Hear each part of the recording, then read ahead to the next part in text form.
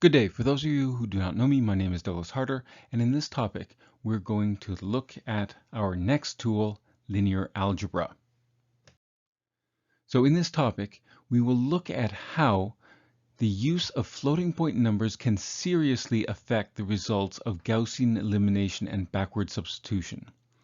We will then describe the Gaussian elimination algorithm with partial pivoting, a technique that will reduce numeric error. We will then look at the Jacobi method for approximating the solution of a system of linear equations using iterations. And finally, we will describe the condition number of a matrix. Our next tool is linear algebra. Systems of linear equations are often the only ones that can be approximated numerically with reasonable certainty.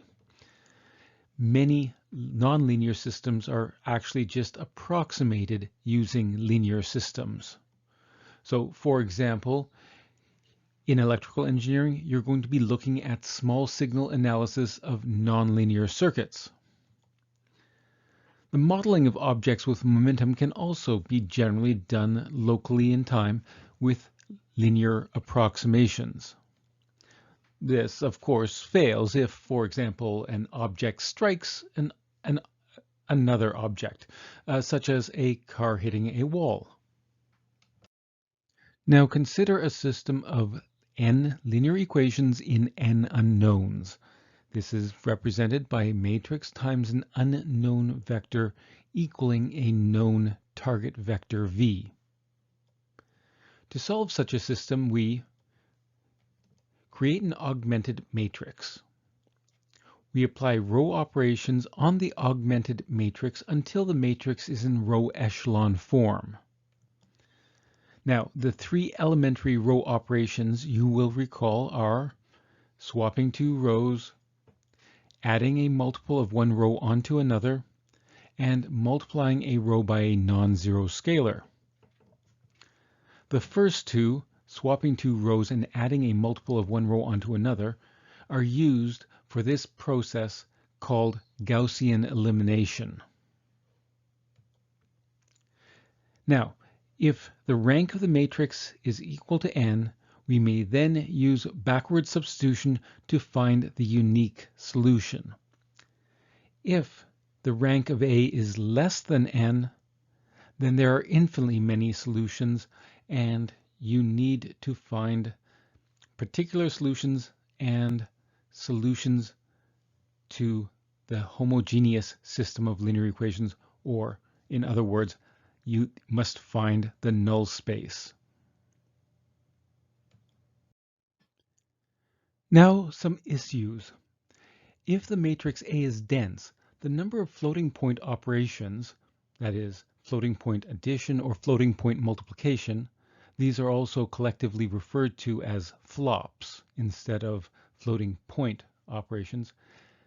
These can be as high as this expression, so it's big O of n cubed. That's a lot of potential work, especially for large matrices. Now, that being said, if a matrix is sparse, the amount of work can be significantly reduced, sometimes to order n squared and even order n. However, there is still the potential for a lot of work to be done. Many times, in adding a multiple of one row onto another, there's also the possibility of subtractive cancellation. Finally, if we are adding a large multiple of one row onto another, we may end up in a situation where we are adding y onto x, but this ends up equaling y, having obliterated the smaller value of x.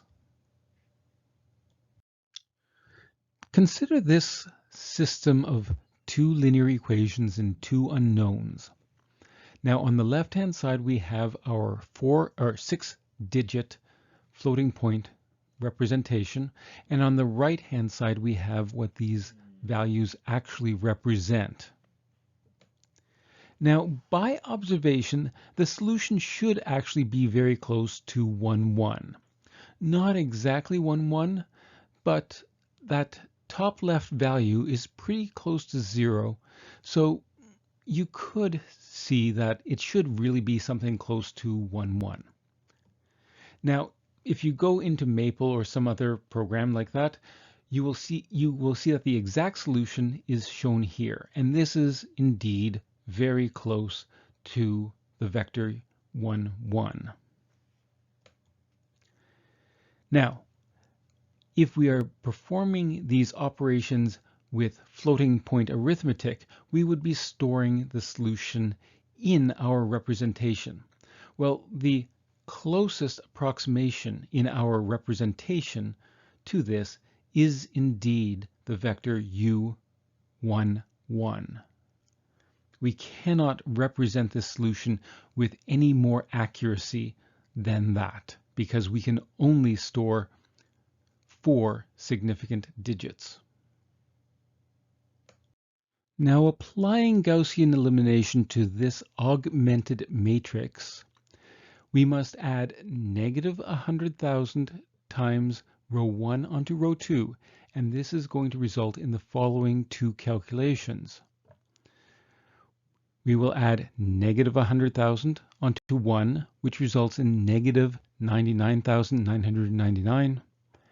And in our 6-digit representation, the best we can do is represent this by the representation of negative 100,000. Same here. Here we get negative 99,998. But once again, the best representation we have of this in our 6-digit representation is negative 100,000. Thus, we are left with the following system of linear equations. This is in row echelon form, and therefore we may now apply backward substitution. Thus, the second line tells us that u2 is equal to 1, and substituting that into row 1, we get that u1 must therefore equal 0. Thus, the solution is the vector 0, 1. Thus, while the best answer is 1, 1, Gaussian elimination and backward substitution gave us the answer 0, 1. What happened here? Well, when we added a huge multiple of row 1 onto row 2, this essentially had the effect of swamping out row 2. You will recall that one value plus a multiple times another value is simply going to be that multiple times the second value if that multiple times the second value is significantly larger than the first value. Consequently, our matrix ended up looking like this, and you'll see that all information from the second equation represented by the second row is gone. Thus, by adding a large multiple of one row onto another, we are losing all information about that second row. Now let's go back to your linear algebra course. Suppose you were applying Gaussian elimination, but you had a 0 in a pivot position. In this case, you would find another row that had a non-zero entry in that column, and you would swap those two rows. So in this case, we would just swap rows 1 and 2. Okay, and now we would proceed with Gaussian elimination. Oh, wait a second, we're done. It's already in row echelon form. Well, Gaussian elimination with partial pivoting says to swap the row with the largest in magnitude entry on or below the pivot to that pivot row. Applying this principle here, we would now proceed as follows. Given this matrix, we note that in column 1, the largest entry is in row 2. And so we would swap rows 1 and 2. Now we would proceed with the elimination component. But wait a second, adding a very small multiple of row 1 onto row 2 leaves row 2 unchanged. After all, 1 minus 0.00001 is 0.99999. And representing this in our 4-digit floating or 6-digit floating point representation, the best approximation of that is 1. Now, applying backward substitution, we get the best possible solution. U is equal to 1, 1. Thus, we can describe the Gaussian elimination algorithm where A maps Rn to Rm so that A is an m by n matrix and the target vector is in R to the m. The algorithm goes as follows. First, we create the m by n plus 1 augmented matrix composed of A and the target vector v. We assign the variables I and j the value 1. Now, we're going to visit each column of the augmented matrix.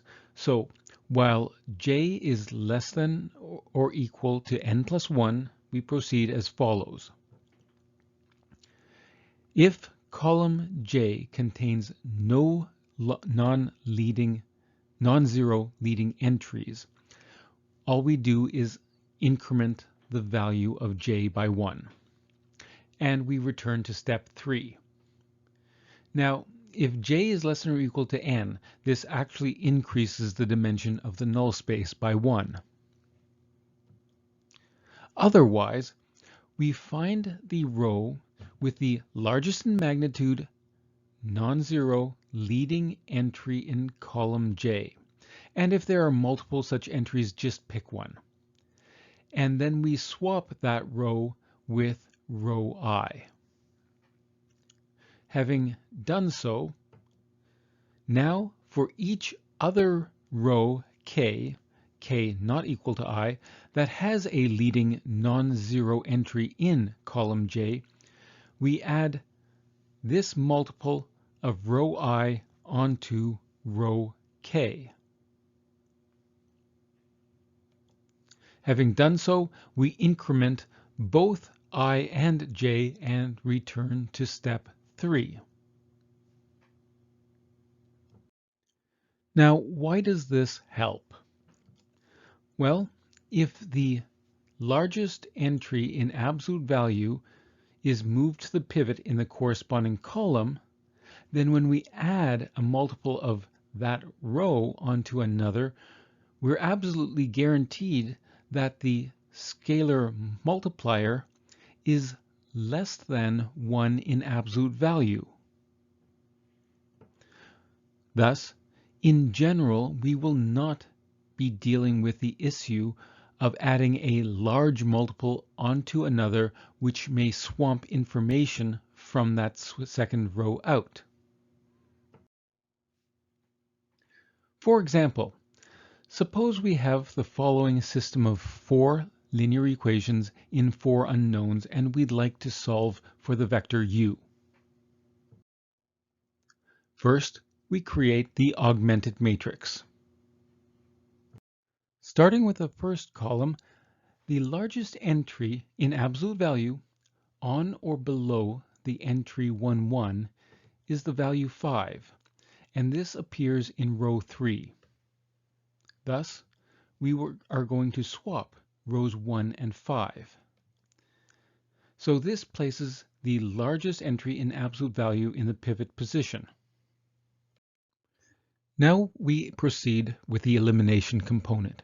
We add appropriate multiples of row 1 onto rows 2, 3, and 4.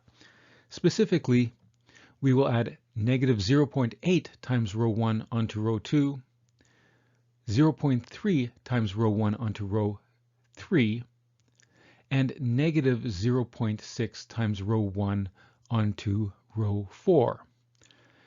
Having performed these operations, we are left with the following matrix. Continuing in the second column, the largest entry in absolute value on or below the entry 2, 2 is in row 4. It's entry 6. So consequently, we will swap rows 2 and 4, placing 6 into the pivot position. We now add appropriate multiples of row 2 onto rows 3 and 4. Specifically, we will add 0.9 times row 2 onto row 3 and negative 0.4 times row 2 onto row 4. And this will leave us with this matrix here.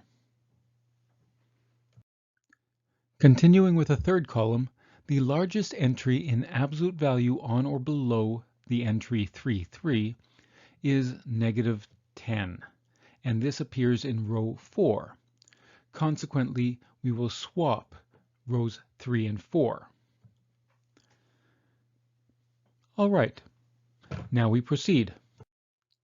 We will now add an appropriate multiple of row 3 onto row 4. Specifically, we will add 0.7 times row 3 onto row 4. And this yields the following matrix that is now in row echelon form. Thus, now we have a matrix that is in row echelon form, and the rank of the matrix, that is the number of non-zero rows in row echelon form, is 4. And 4 is equal to both the dimension of the domain and the codomain. Consequently, a unique solution exists, there's no null space, and we can use backward substitution to find the solution. Well, in the last row, we have that u4 is equal to negative 3. Substituting u4 into row 3, we get that u3 is equal to 4. Substituting u4 and u3 into the second row, we get that u2 is equal to negative 2. And finally, substituting u2, 3, and 4 into the first equation, we have that u1 is equal to 1. Thus, the solution is the vector 1, negative 2, 4, and negative 3. In Matlab, you can actually do this as follows. We can enter the matrix, and we can separate the rows with either a semicolon or by pressing enter.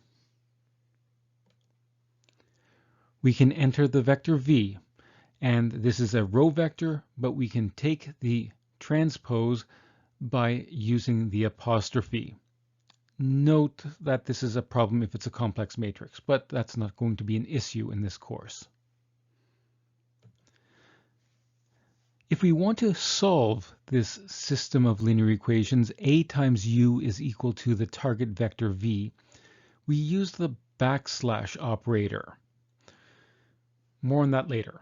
But now, if we execute this statement, we get 1, negative 2, 4, negative 3. And this was the solution we just found. Now, why does Matlab use the backslash operator to indicate Gaussian elimination and backward substitution? After all, it's a character from the keyboard we don't normally use as a mathematical operation. Well, what you'll remember is we are trying to solve for u. So we have a known matrix A and a known target vector v, and we'd like to find the vector u. Well, what we could do is multiply both sides by the inverse of A. Now, to multiply both sides by the inverse of A, I'm going to represent the inverse by 1 over A. Now, that's sort of dodgy notation, but bear with me. Notice that we do have to multiply both sides by the inverse of A on the left. We cannot multiply by the inverse of A on the right. So that's important. Now on the left-hand side, the inverse of A times A is equal to the identity matrix. And the identity matrix times U leaves us with the vector U. On the right-hand side, however, we're multiplying by the inverse of A on the left. Consequently, 1 times V is just V, and we're sort of left with A backslash V. That is, we are dividing V by the matrix A on the left. All right, that's sort of cute. I like that. But again, it's not exactly intuitive. Now, question. Suppose that we did follow the rules of Gaussian elimination with partial pivoting as previously described, and one of the largest entries in magnitude we found was actually really small relative to all other entries on the diagonal. Is this actually representing a matrix that is invertible? After all, if there was a 0 on the diagonal, then the matrix would not be invertible. But this is not 0, it's a very small number. Well, we'll discuss this later. Now let's return to the previous lecture, iteration and the fixed point theorem. If we are trying to solve the equation x equals f of x, one way to approximate a solution is to start with an initial guess, x naught, and then to iterate, applying f to the previous value over and over again until either this sequence appears to converge, that is, successive values are close enough to each other, or a maximum number of iterations has been reached, in which case we declare failure. After all, fixed point iteration is not guaranteed to converge. Now, sometimes it's possible to take an equation and rewrite it in the form x equals f of x. So, for example, here's a simple quadratic equation, and you could solve it using the quadratic formula. So we have -1 plus or minus root 13 all over 2. However, notice that I could rewrite this equation as follows. I could subtract x squared minus 3 from both sides, giving us this equation where x is equated to an expression in x. Alternatively, I can bring x minus 3 to the other side and divide both sides by x. It's no longer a polynomial, but it is still of the form x equals an expression in x. Finally, I could factor out an x from x squared plus x, bring the -3 to the other side, and divide both sides by x plus 1. This gives us a third variation. Now, for any one of these, if we actually start with one of the two roots, then it will forever remain at that point. However, unfortunately, if you start with any other approximation of the two roots, the first one never converges, ever. It always diverges towards infinity. The second one, if you do not start with the second root, always converges to the first root, -1 minus root 13 all over 2. The third one, unless you start with the first root, it always converges to the second root, -1 plus root 13 over 2. So this could be another technique we could use to approximate a solution by converting an equation into the form x equals f of x. Now let's take a look at this equation. A known matrix times an unknown vector is equal to a known target vector. This is not of the form an unknown vector equals an expression in that unknown vector. Can we, however, rewrite it? Now, there are some properties of matrices that are commonly seen in engineering. One common property of a matrix is that they may be strictly diagonally dominant. What that means is that each diagonal entry is greater than the sum of the absolute value of all other entries in the row that diagonal entry is contained in, and it's greater than the sum of the absolute value of all other entries in the same corresponding column. Now, this ensures that the diagonal entries must all be non-zero. Not only that, it also guarantees that the matrix is invertible. Now, of these two matrices, the matrix on the right is diagonally dominant. On the left, well, clearly the entry negative 1.5 is not greater than or equal to the sum of the other entries in that row and column. On the other hand, if we look at the matrix on the right, even the smallest entry, well, we have 4 on the diagonal.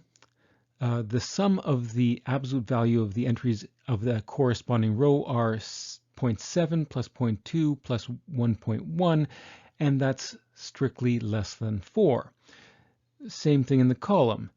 0.4 plus 1.2 plus 0.6 is still strictly less than 4. All right, so we're actually guaranteed that the matrix on the right is invertible. Another point is any diagonal matrix that has non-zero entries on the diagonal must be invertible. Now, going back to our system of linear equations, we can rewrite the matrix A as the sum of a diagonal matrix and an off-diagonal matrix. So, for example, that strictly diagonally dominant matrix we just saw can be written as a diagonal matrix with entries 20, 5, 4, and 10 on the diagonal, plus this second matrix that has all of its non-zero entries off of the diagonal. Thus, in the equation, we may replace the matrix A with the sum of these two matrices. Now, from linear algebra, you know that if you multiply a vector u by the sum of two matrices, this is equal to the first matrix times u plus the second matrix times u. Thus, we may write the system of linear equations as follows. However, we still need to isolate the vector u. This is not of the form u equals an expression in u. Now, of these two matrices, which is invertible? Well, you likely may have said the one on the left, but if you said both, you're also right. But how did you know that the one on the right was invertible? After all, this matrix, which is almost the same as the matrix on the right, is actually singular or not invertible. However, the important point is it's really easy to see that the matrix on the left is invertible. Now, from linear algebra, you may recall that a diagonal matrix is invertible if and only if all the diagonal entries are non-zero. Now, the inverse of an invertible diagonal matrix is the matrix which has the reciprocal of the diagonal entries on those diagonal entries. Consequently, given this diagonal matrix, all of the entries on the diagonal are non-zero, and consequently its inverse is just this matrix where 0.05 is the reciprocal of 20, 0.2 is the reciprocal of 5, 0.25 is the reciprocal of 4, and 0.1 is the reciprocal of 10. Now recall that if A is invertible, then if we multiply both sides by the inverse, then we can solve for the unknown vector u. Normally, we don't want to find the inverse because finding the inverse is a numerically unstable problem. There are no algorithms to find the inverse of a matrix in a manner that is guaranteed to be numerically stable. However, for diagonal matrices and orthogonal matrices, finding the inverse is actually guaranteed to be a numerically safe operation. Now, as an aside, very quickly, is this matrix still invertible? All of the diagonal entries are non-zero, but that last entry is really, really small. Well, once again, we're going to discuss this later. Okay, so here we have the derivation up until this point. Now, if A is strictly diagonally dominant, then we're guaranteed that all of the entries of the on the diagonal are non-zero, and therefore the diagonal matrix is invertible. So bring the product A off diagonal times U onto the other side. Now multiply both sides by the inverse of the diagonal matrix. Well, on the left-hand side, that simplifies to that, and the inverse times a matrix is equal to the identity. The identity times a vector is that vector itself. So notice now we have an equation of the form A equals an expression in U. The diagonal entries are fixed, the off-diagonal entries are fixed, and the vector V is also fixed. However, given any vector U, we can substitute U into the right-hand side and evaluate that expression, giving us another vector. Thus, we have transformed the system of linear equations in its standard form into an equivalent equation. And this equation is of the form U equaling an expression in U. Thus, if we find or approximate a solution to the second problem, we've also found or approximated a solution to the original problem. Now, this is not something we're going to do by hand, and so let's just go straight to Matlab. Here I have entered that strictly diagonally dominant matrix A. Here's the target vector V. I can use the tools in Matlab to do Gaussian elimination with backward substitution and partial pivoting, and possibly a few other rules to minimize numerical error to find a good approximation of the solution. And this is the solution that Matlab gives. Now I'm going to create a diagonal matrix from the matrix A. If I have a square matrix A and I call diag on it, that actually returns a vector containing the diagonal entries of that matrix. If I now pass a vector to the diag function, that creates a square matrix of the appropriate dimension that has those diagonal entries of the vector on it. So diag of diag of A is just a really expensive and inefficient way of creating a matrix of the diagonal entries of the matrix A. I can then create a matrix of the off-diagonal entries by simply subtracting from A the matrix of the diagonal entries. Now, we're going to have to calculate the inverse multiple times, so I'm simply going to calculate the inverse of the diagonal matrix once and assign it to this variable inverse A diag. I always start every matrix with a capital letter, just so that the user can clearly see that that is a matrix. And so, consequently, the naming convention you see here. All right, so here we have the right-hand side of our expression. We'd like to implement this as a function in Matlab, where we have the inverse of the diagonal entries and the off-diagonal entries and the vector v assigned to global variables. Well, we can do this.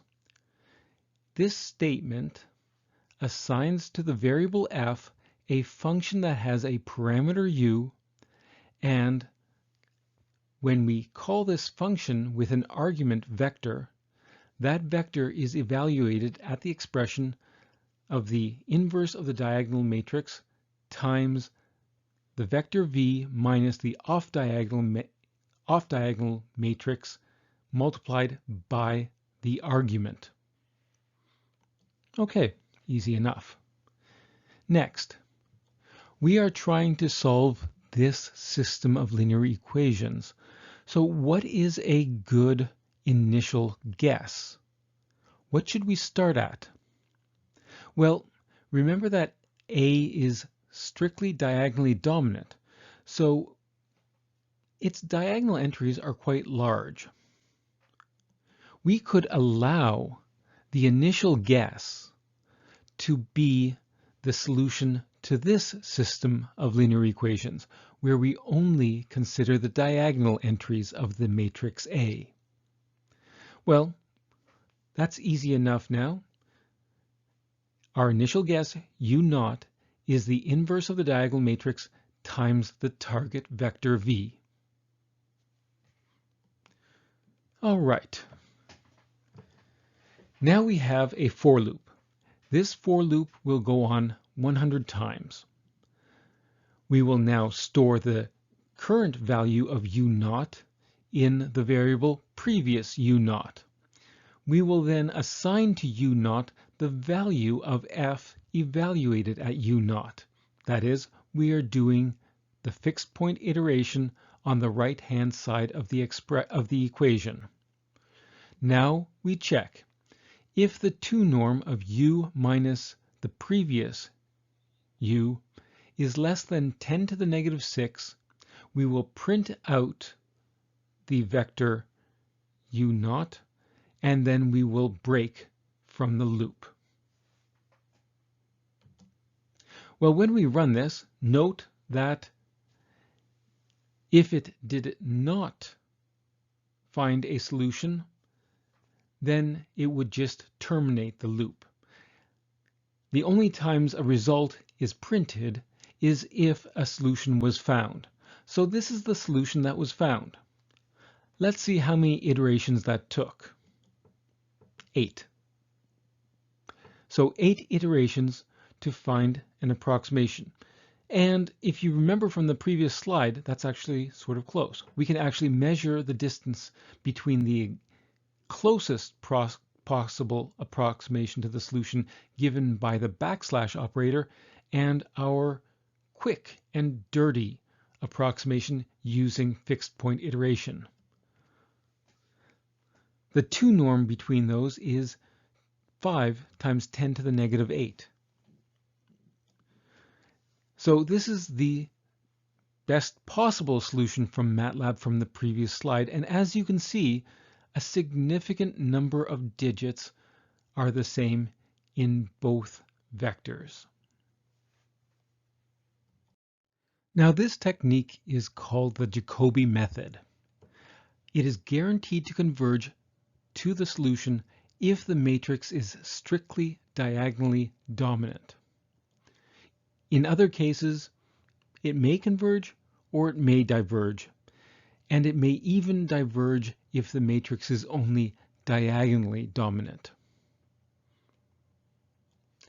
Later, we're going to see a variation on this called Gauss-Seidel that actually converges faster than the Jacobi method. Now, question. Which one should we choose between these two possible variations? Basically, the second one, we simply distributed the multiplication of the inverse of the diagonal matrix across the difference. So consequently, we would calculate the product of the inverse of the diagonal matrix times the off-diagonal entries, and only then proceed by doing the calculations. Well, with the first one, with every single step, we are multiplying a vector by a diagonal matrix. Well, that's actually very fast. That can be done in order n time with each iteration. So if there are k iterations, this will require order n times k time. On the other hand, the second one requires us to first calculate the inverse of the diagonal times v. That's an order n operation, not a problem. But that, of course, that's only order n because it is a diagonal matrix. But multiplying a diagonal matrix times a possibly dense matrix is order n squared. You'll remember that multiplying two n by n matrices that are dense is order n cubed. If one of the two is diagonal, it's order n squared. And if both are diagonal, the runtime is order n. So if we want to pre-calculate the inverse of the diagonal times the off-diagonal entries of A, that's going to require order n calculations, or order n squared calculations up front. Okay, so basically what this says is if you are expecting the number of iterations to be significantly less than the number of equations, we should actually stay with the first, which we just saw. Now we've covered how to minimize numeric error when solving a system of linear equations. The question is, are there systems, however, that are inherently numerically unstable? So one problem in engineering is, of course, that nothing is exact. So, for example, when solving a system of linear equations, there are going to be errors in the matrix A. For example, you may design a circuit that has very specific capacitances, resistances, and inductances in each component. But when you actually build the circuit, there are going to be errors in each of those components, unless you're willing to spend a lot of money for very precise devices. There are, of course, also errors in the target vector v, so the input currents. And there are going to be round-off errors and errors due to subtractive cancellation when we are trying to solve a system of linear equations numerically. Can there be characteristics of the matrix A that cause these errors to be magnified when we find the vector u? Essentially, can we accidentally design a system that we will call ill-conditioned? Now, consider this matrix here. Well, from your linear algebra course, you could determine that the determinant is 1. All right, so as far as you're concerned, it's invertible. So it is not a singular matrix. Now, if the target vector v is the vector 5, 9, and 10, then the solution to a times u equaling this target vector v is the vector 1, 1, 1. So as you can see, the vector v is simply the sum of each of the rows of the matrix A. All right. What happens if there's an error in the matrix? A very small error. Here I have introduced only a less than 1% error in each of the matrix components. So less than 1%. That's still reasonably close, isn't it? So if I now try to solve for this variation on a matrix equaling the previous target vector, we now get the vector u 233.5 negative 175 and change. Now wait a second. When we solved a times u is equal to v, where a was the exact matrix, the solution vector was 1, 1, 1. How did we go from 1, 1, 1 to 233 negative 173? The relative error that was introduced into our solution is approximately 15,300%. Not a very good approximation. Now again, for the same matrix, if we make a small change in just the target vector v, leaving the matrix unchanged, here we can see that we have changed the entries of the vector v by less than 1% each. And yet, when we try to solve a times a vector u for this modified vector v, we find the solution is 0.44, 0.91, and 1.49. Now wait a second. The original solution, when the target vector was not 4.99, 8.99, 10.01, but rather 5, 9, 10, was 1, 1, 1. How significantly different are these two vectors? Well, basically what happened here is, if we calculate the relative error of the vector v tilde, which is about 0.12%, this ended up resulting in a relative error in our solution vector of 43%. So it appears as if the error is magnified by at least a factor of 200. So a small error in the target vector introduces a large error in the result. What that means is, if this matrix described a circuit and we had very small errors in the input currents, then the voltages throughout the circuit are going to change drastically. So this is not a design we're looking for.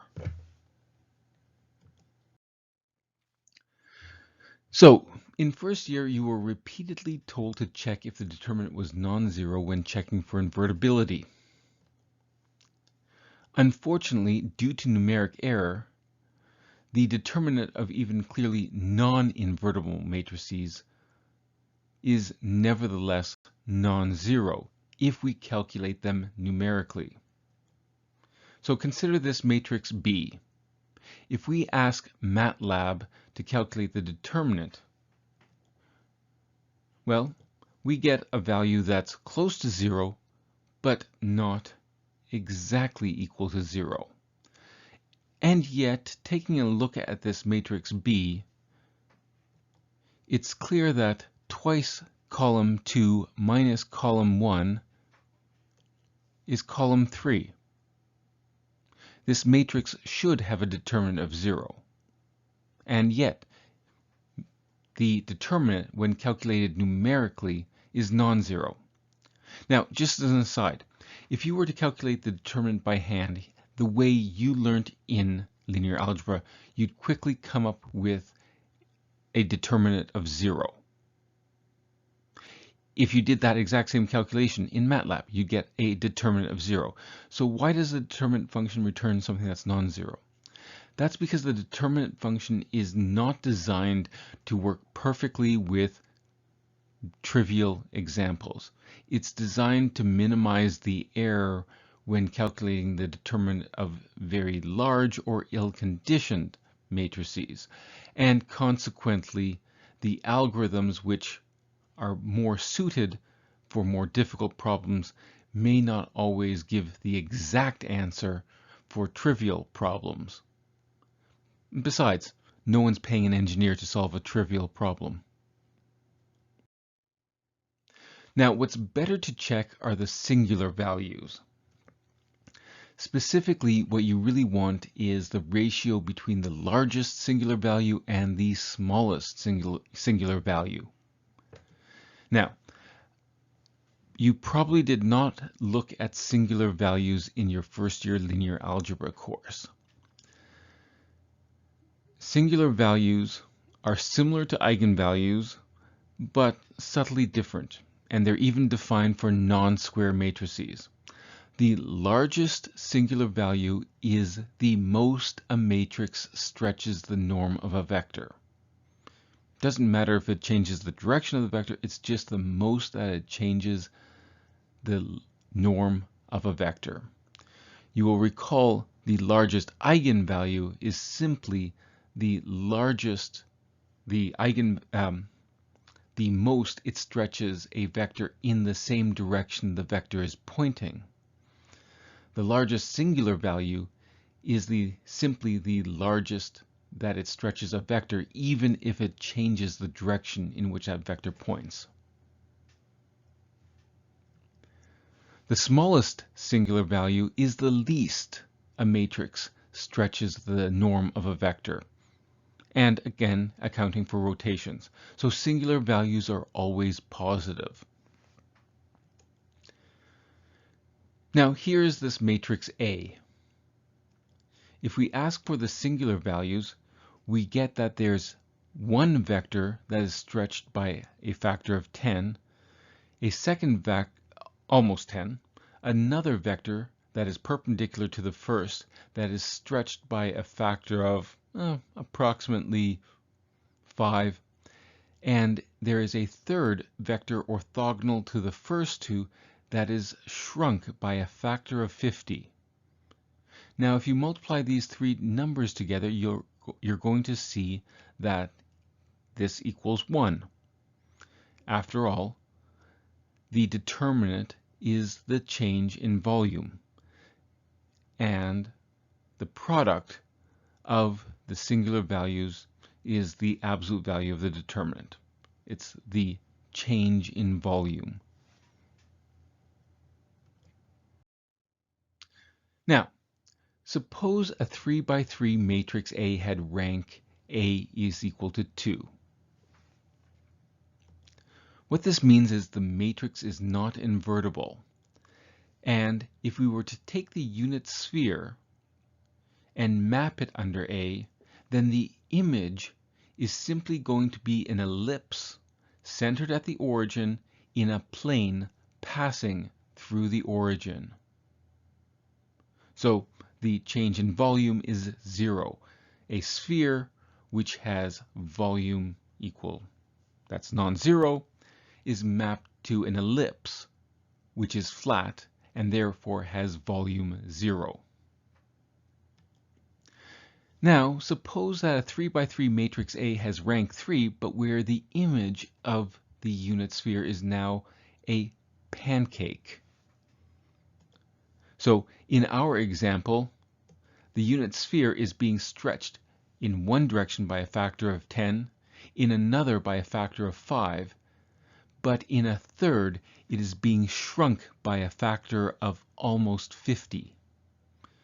So essentially, our unit sphere, while maintaining the same volume, is being shrunk in one direction, expanded in the others, preserving the volume, essentially taking that sphere and making a very, very large crepe or pancake.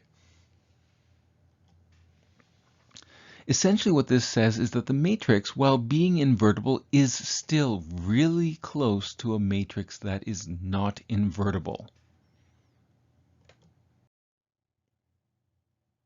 Now, the ratio between the most a matrix stretches a vector and the least it stretches a vector is called the condition number. And this describes the maximum increase in relative error when introducing perturbations into the matrices or vectors or making small changes, but also the relative error when solving a system of linear equations. So here is that matrix A. The condition number is 406. Now, I'm just going to show a result in format hex. If we try to solve a backslash 5, 9, 10, the answer should be 1, 1, 1. And in fact, if you take most matrices that have smaller condition numbers, you're going to get almost exactly 1, 1, 1. And yet, even though all we're doing is solving a system of 3 equations and 3 unknowns, we get actually a non-trivial error in the smallest bits. Now, this isn't a problem here. The answer is very close to 1, 1, 1. But imagine what happens if we have a large condition number and now we are solving a system of 1,000 linear equations in 1,000 unknowns. That's introducing many more floating point operations or flops, and each time that relative error is being magnified over and over again. So large condition numbers tend to suggest that the matrix is ill-conditioned. Now, what's large? Well, if you're designing a circuit, even a condition number of 405 appears to be very large. If you're simply solving a system,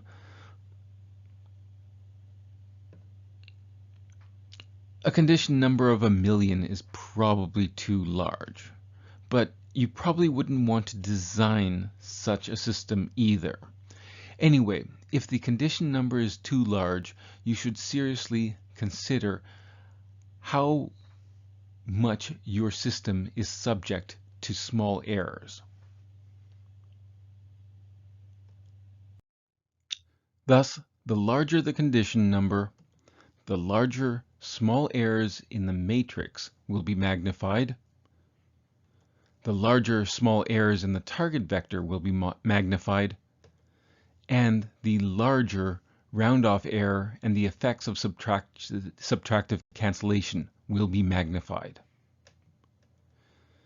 Now, for the purposes of this course, you must simply be aware that a large condition number suggests you must consider how sensitive your system or design is to errors in the implementation. Following this topic, you understand that the application of Gaussian elimination as covered in a first-year linear algebra course, if applied to a matrix, may actually result in significant numeric errors. You also understand that Gaussian elimination, together with partial pivoting, reduces the effect of such errors. You've also seen the Jacobi method, a method by which we may approximate a solution to a system of linear equations, not using Gaussian elimination and backward substitution, but instead using iteration. You are also aware of the condition number of a matrix. For this course, you must understand that the larger the condition number, which you can calculate in any piece of software, the larger that error is going to affect your results. Here are the references, acknowledgements, the colophon, and a disclaimer. Cheers!